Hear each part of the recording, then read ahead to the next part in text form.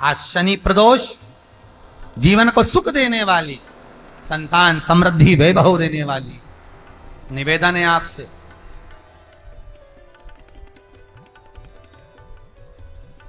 सूर्य अस्त का समय हो, प्रदोष का समय, प्रदोष काल शाम के समय पर कटोरी में सरसों का तेल ले लीजिए।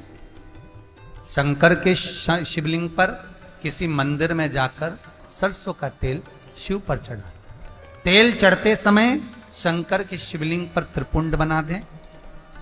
ये एक उंगली, चीटी उंगली के पास वाली उंगली शंकर के शिवलिंग पर टच कर कर रखें और अपनी मनोकामना पूर्ण कहें। बाबा विश्वनाथ पूरा करता है। भगवान शंकर के द्वार पर स्वयं शनि महाराज आज मिलने के लिए, और जितने ग्रह नष्ट देने वाले हैं, कारक ग्रह हों, बेकार वृत्ति वाले हों, वो सब आज शनि सबके दोष मिटा देता है। शंकर भगवान के मंदिर में आज शनि प्रदोष के दिन, मंदिर में नहीं तो घर में अगर शंकर का शिवलिंग है तो एक दिया अवश्य लगाओ। शनि महाराज जीवन का सुख प्रदान करेंगे, आनंद। शनि प्रदोष, मान लो कोई व्यक्ति पैसे खाकर चले गया, नहीं दे रहा है, तो शास्त्र कह रहा है भगवान शंकर के मंदिर में शमी का पत्र, शमी का पत्ता, शमी पत्र, शंकर के मंदिर में काली तिल्ली के साथ में शमी पत्र, शनि प्रदोष सुख का दिन।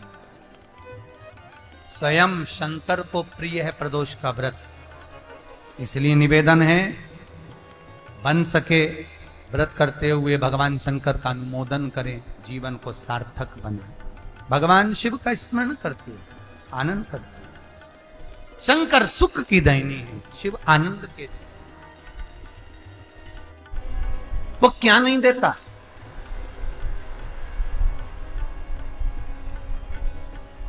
क्या नहीं देता? आरोग्यता देने वाला अगर कोई है तो शंकर है।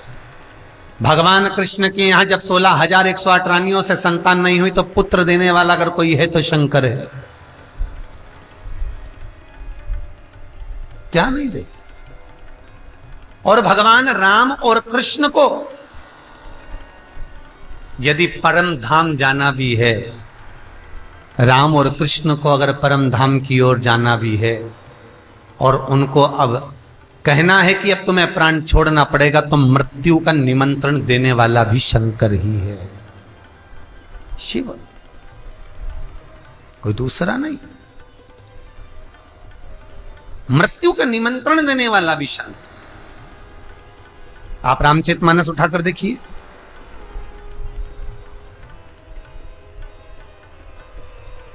एक बार दुर्वासा ऋषि राम जी के आ गए और अयोध्या में आकर कहा मुझे राम जी से मिलना है। राम बाबा के सामने पहुंच गए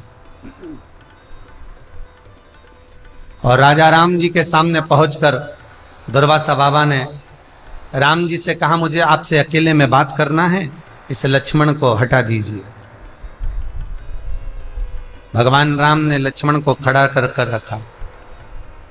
दुर्वासा जी फिर बोले आप और मेरी बात होना है, लक्ष्मण को यहां जितने हैं ये सब चले जाएं। और सुनो महाराज, यदि आपकी और मेरी बात के बीच में कोई आ जाता है तो उसका आपको त्याग करना पड़ेगा, ये विचार कर लीजिए। मेरे राम जी महाराज ने यही विचार किया।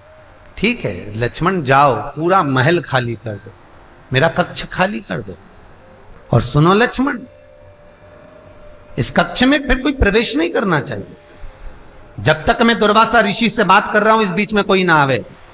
लक्ष्मण जी चले गए, दरवाजे पर पहरेदारी करने लगे। दुर्वासा भगवान और भगवान राम की चर्चा प्रारंभ हुई, बात चालू हुई। और कुछ देर बाद लक्ष्मण जी का आगमन हुआ। लक्ष्मण को त्याग करना पड़ा मेरे राम जी को, और दुर्वासा ऋषि कहने ही ये आए थे कि अब तुम्हारी लीला समाप्त करो और गौलोक धाम वैकुंठ के लिए तुम चलो, बोलने यही आए। और दुर्वासा है कौन?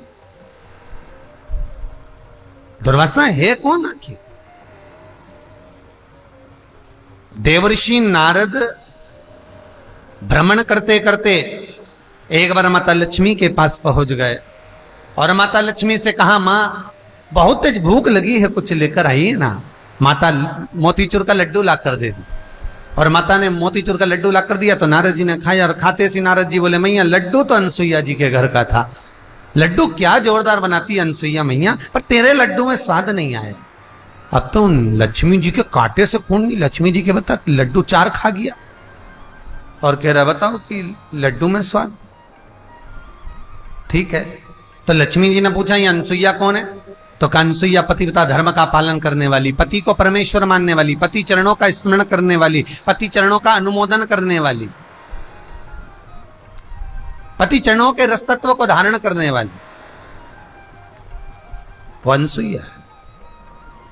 और अनसुईया मैया पति के चरणारविंद का रसतत्व ग्रहण करती, पति के चरणों का अनुमोदन करती, पति के चरणों को नमन करती, वो अनसुईया। क्या अनसुईया इतनी सात्वित्ववान है? अरे मैया तुम क्या लगो। और लक्ष्मी जी को इतना कहकर नारद जी चले सरस्वती के यहां पहुंच गए, ब्रह्माणी के। ब्रह्माणी को भी कह दिया, पार्वती के यहां पहुंचे तो पार्वती को भी कह दिया। अनसुईया के सात्वित्व की प्रबलता का जब बखान किया है देवऋषि नारद ने, तीनों को परीक्षा लेने के भाव जागृत हुए। और अनसुईया मैया अनसुईया है, अपने सात्वित्व की प्रबलता है अनसुईया। पति के चरणारविंद का अनुमोदन स्मरण करती हैं। आप में से कितनी माताएं हैं जितनी टीवी पर कथा सुन रही हैं, ऑनलाइन कथा सुन रही हैं, आप में से कितनी माताएं हैं जो अपने पति को रोज प्रणाम करती है, रोज नमन करती है? हाथ उठाओ जरा, कितने प्रणाम करते? इक्का दुक्का कोई होगा प्रणाम करते होगे, और नहीं तो कई घरों में तो बेचारा पति तुम्हारे को प्रणाम कर ले, तारी चुप हो जा, तेरे हाथ जोड़ो, चुप हो जा, मत बड़बड़ कर, जरा शांति रखनी, थोड़ा चुप हो जा। पति बेचारा कह दे नमनता। महाराज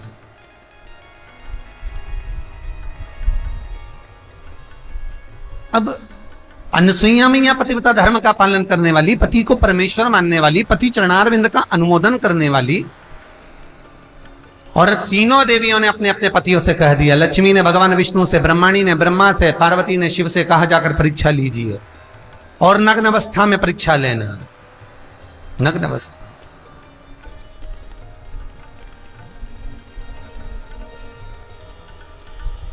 जाओ, चले।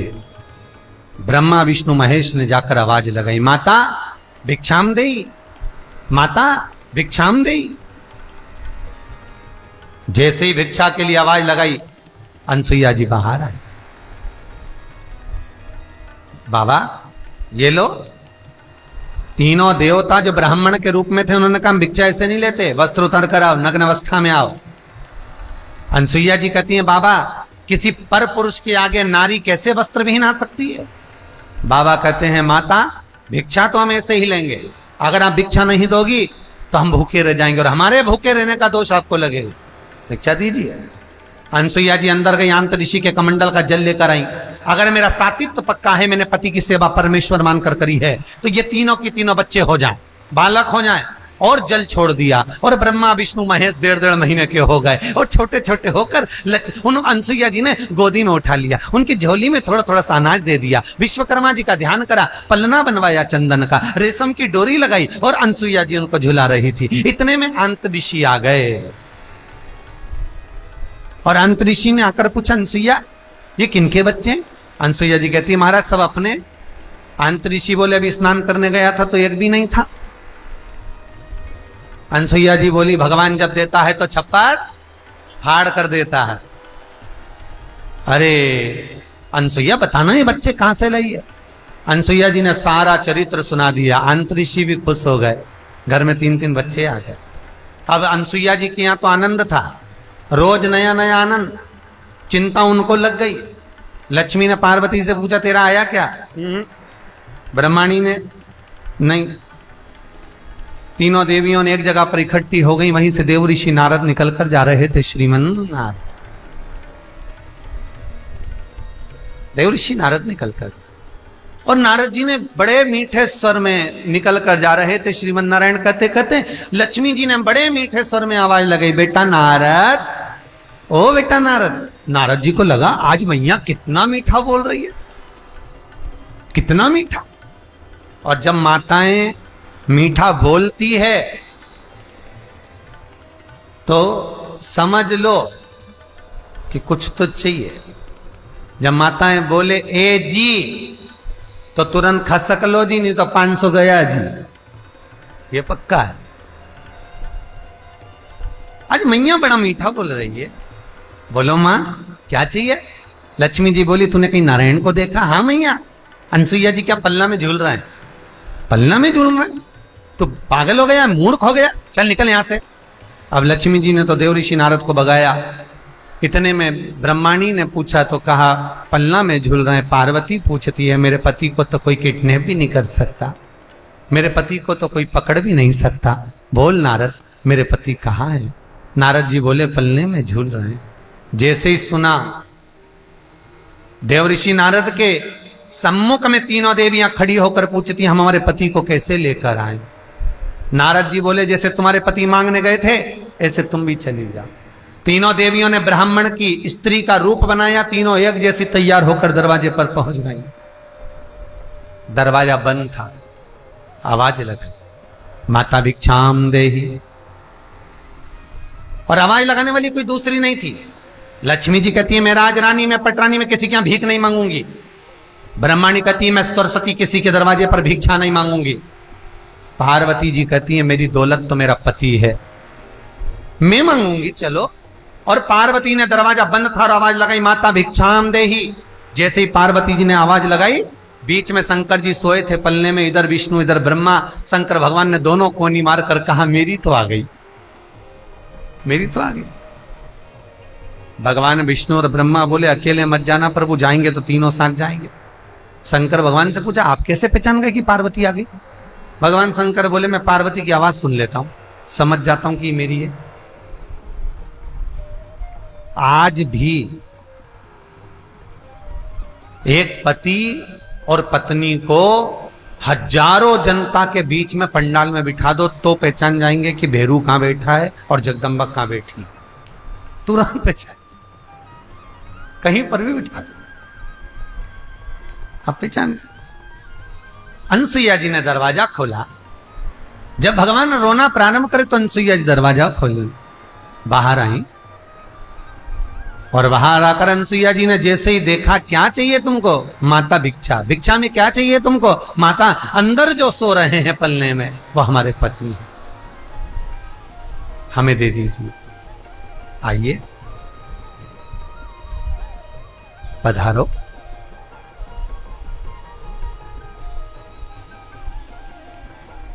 उठा लो।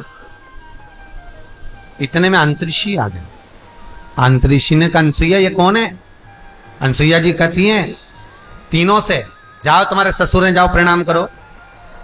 तीनों लक्ष्मी ब्रह्माणी पार्वती ने प्रणाम किया। अंतरिक्षी ने अनसुईया का हाथ पकड़कर बोला री अनसुईया बेटे तित्ते से और बहू लिया साथ साथ हाथ की। अनसुईया जी बोली महाराज कमाती हुए बेटे मिल जाते हैं तो बहुएं इनको लेकर अलग हो जाती हैं। हम माता पिता ने कैसे पाल पोस कर बड़ा करा ये हम जानती हैं, ये हम जानते हैं। इसलिए जाओ उठा लो जिसको जौन सा बेटा पति चाहिए, हर माल 2 रुपया अपना अपना छाट लो। अब लक्ष्मी जी छाट रही हैं, बदल बदल के उठा लिए। अनसुईया जी को लगा पहचान नहीं पाई पतियों, पतियों को नहीं जानती। वापिस सुलवाया पल्ले में, हाथ में जल लिया। अगर मेरा सातित्व पक्का है, मैंने पति को परमेश्वर मानकर सेवा करी है, तो ये तीनों की तीनों बड़े हो जाएं। तीनों बड़े हुए, उनके अंश अवतार से, भगवान विष्णु के अंश अवतार से दत्त, ब्रह्मा के अंश अवतार से चंद्र और शिव के अंश अवतार से स्वयं दुर्वासा जी प्रकट